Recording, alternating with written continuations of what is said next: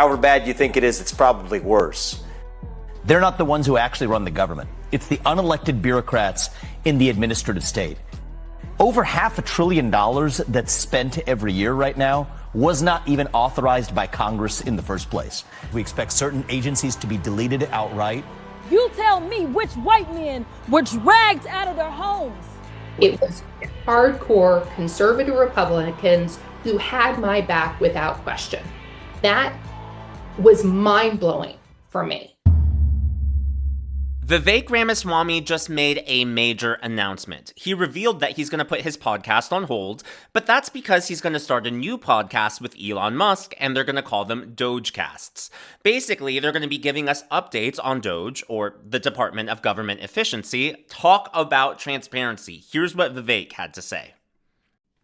As part of that process, I'm now all in. I'm focused on making sure that we actually accomplish the goal rather than just talking about it. So to that end, for the next little bit, I'm going to put a pause on the Weekly Truth podcasts. I've enjoyed doing it this year. It's been incredibly fun and entertaining. I've learned from a lot of the guests, and I've enjoyed communicating with all of you. We're going to put that on pause for a little bit. And as you may have heard, Elon and I are going to start a separate track of Dogecasts that explain exactly what we're doing to the public to provide transparency in what is a once-in-a-generation project. We want to bring the public along with us, to lift the curtain, to take us behind the scenes of what actually that waste, fraud, and abuse in government looks like. However bad you think it is, it's probably worse. But we don't want to do this to just expose the problem. We want to do it to solve the problem. So stay tuned. We're going to have more information about when those Dogecasts are going to begin. We are neck deep right now in transitioning to the new dawn on January 20th. But in the meantime, I thank all of you for your journey this year, for joining us.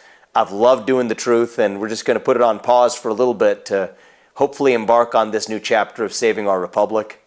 Stay tuned for further details, and we'll be in touch. I don't know about you, but I am very excited about that. I don't think it's just about transparency. I also think it's about accountability, holding this next administration accountable to the promises that they've made. And I think that's why so many Americans are so excited right now, because love him or hate him, people know that Donald Trump keeps his promises, he keeps his word, and that's why the Democrats hate him, because they know that whatever Donald Trump says, he's actually going to do.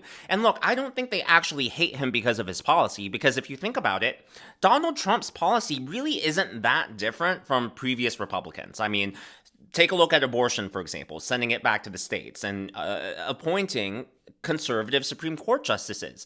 Those are things that, Republican presidents have talked about, but Donald Trump actually followed through. He wasn't just talk. He wasn't just empty promises. He actually followed through on what he promised the American people. And I feel like that's why Democrats are so angry with him, and that's why so many Americans are so encouraged and looking forward to this next administration starting on January 20th. Now, there still is the question of how are we going to do this? Not just, all the promises that Trump made, but specifically, how are we going to rein in government spending? How are we going to hold it accountable?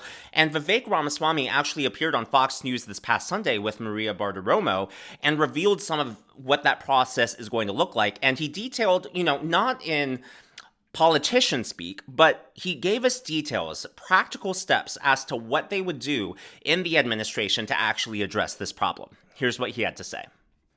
I want to get your take on how this begins. Sure. What are you looking to cut right from the beginning? So first is we want to go right in through executive action to do the failures of the executive branch that need to be addressed. Because the dirty little secret right now, Maria, is the people we elect to run the government, they're not the ones who actually run the government. It's the unelected bureaucrats in the administrative state. That was created through executive action. It's going to be fixed through executive action. Think about the Supreme Court's environment over the last several years. They've held that many of those regulations are unconstitutional at a large scale. Rescind those regulations, pull those regs back, and then that gives us the industrial logic to then downsize the size of that administrative state.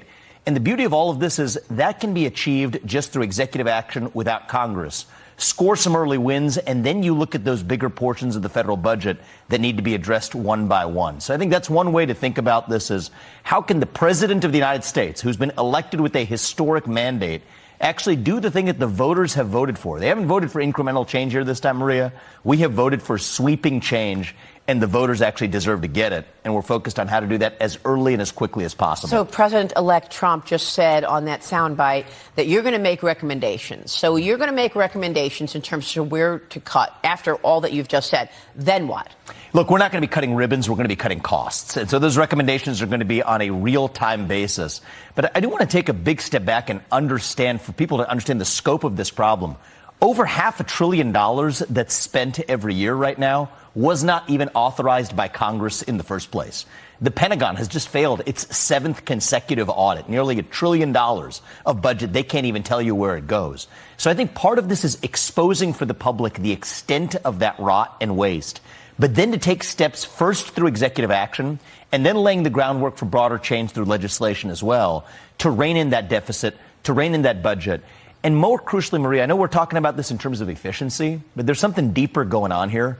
This is about restoring self-governance and accountability in America as well. Are you expecting to close down entire agencies, like President Trump has talked about the Department of Education, for example? Are you going to be closing down departments? We expect mass reductions. We expect certain agencies to be deleted outright. We expect mass reductions in force in areas of the federal government that are bloated. We expect massive cuts among federal contractors and others who are overbilling the federal government. So, yes, we expect all of the above. And I think people will be surprised by, how quickly we're able to move with some of those changes, given the legal backdrop the Supreme Court has given us. Yeah, and what I love about that is how detailed and specific it is. It's not just empty promises. It's not just lofty rhetoric. Those are actually concrete, tangible steps that will be taken come January 20th to reduce all of this waste in government. Now, key to all of that is exactly what Vivek said: executive orders and executive actions. So in case anyone's unfamiliar with those, just to oversimplify this, of course, we have the three branches of government.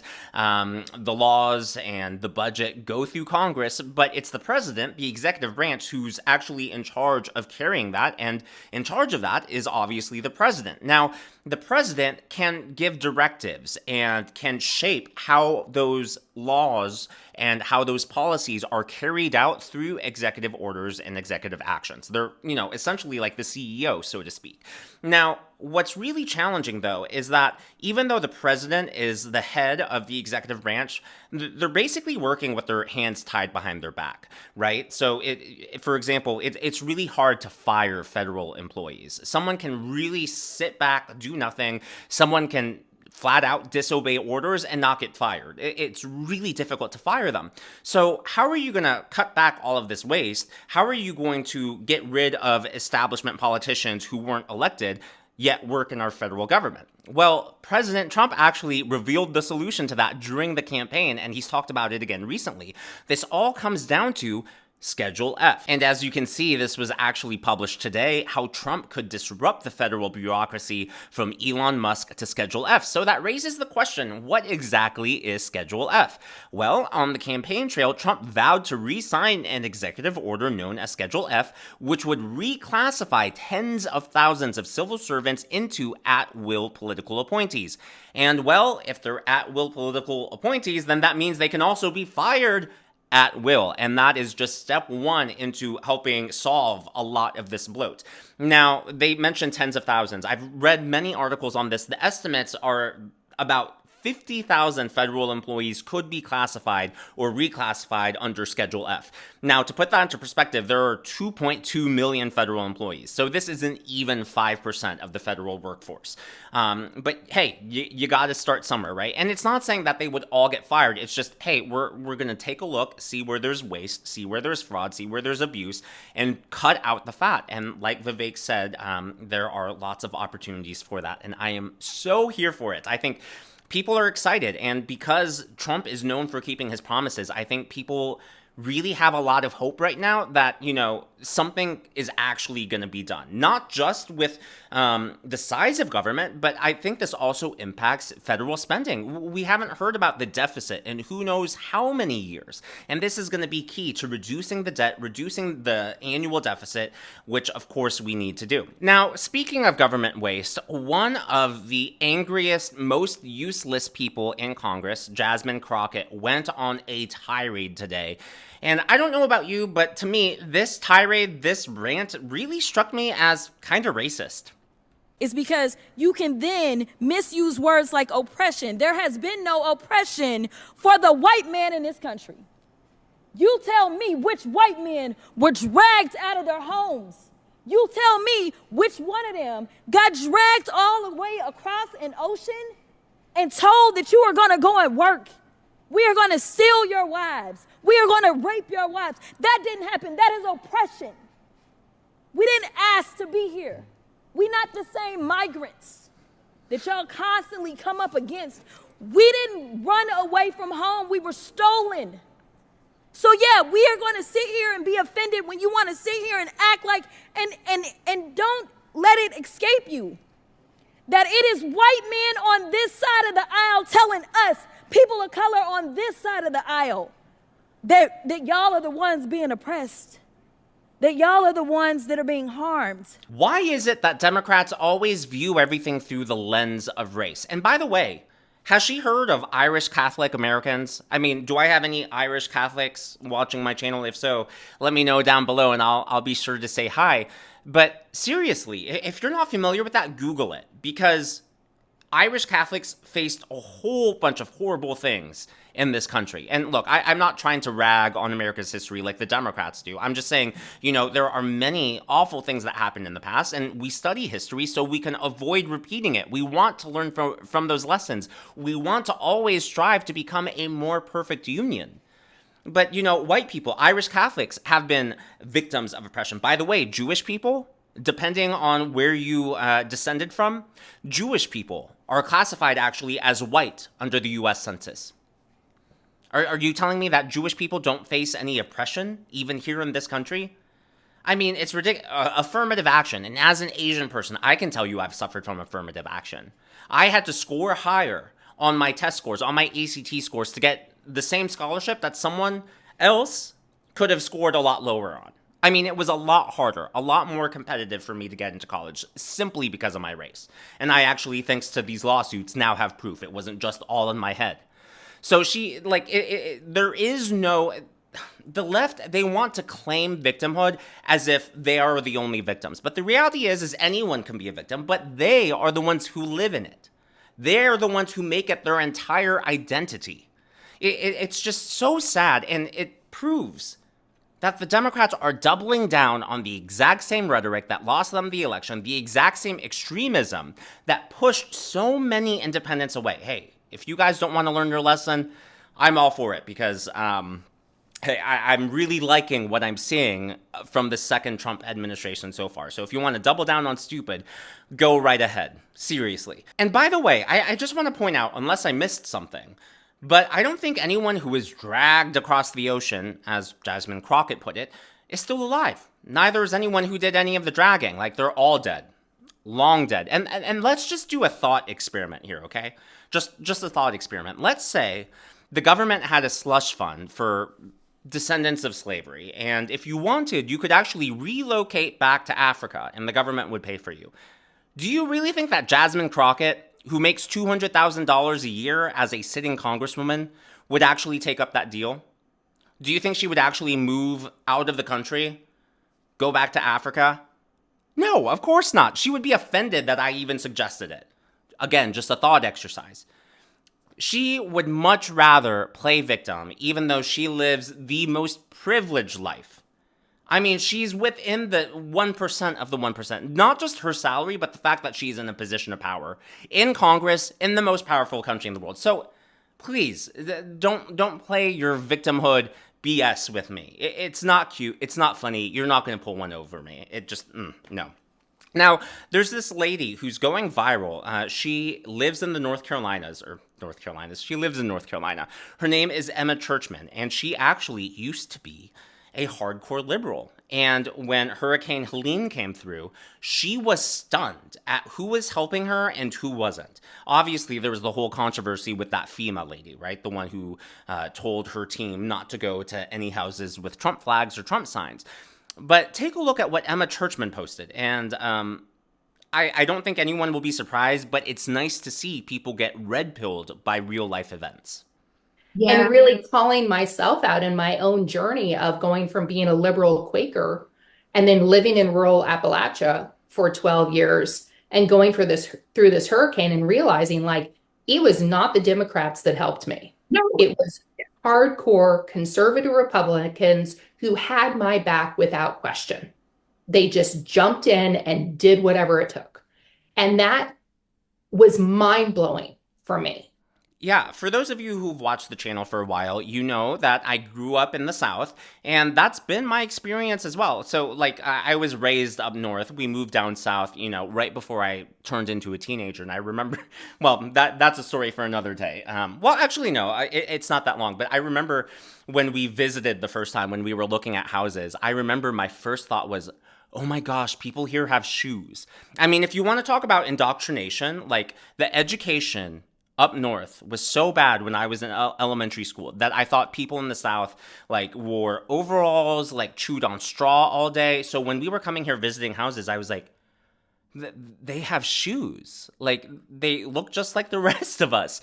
And then, you know, we moved here and I just realized that all my preconceived notions of what the South was completely wrong. And I would much rather live in the South now than in the North. But, I think that right there is just proof, you know, the South gets crapped on a lot by the media, by Democrats, by Hollywood. But it really is filled with some of the most lovely people that you'll encounter. And I think Southern hospitality is a real thing. Now, one more clip I want to show you. It's not really a news story. It's more of a short clip. It's not quite a meme, though I guess it could be turned into a meme, but this is Steve Daines approaching the microphone, and I just thought it was a funny moment. Hi, I'm Steve Daines. My pronouns are Republican majority. I have a simple message for Chuck Schumer and for Bob Casey. It's over. Yeah, that election debacle in Pennsylvania has been quite the disaster. But as always, all of this is just my analysis and commentary. That's what's going on in the world of politics from my point of view, and I would love to hear from yours. What do you think about these so-called Doge casts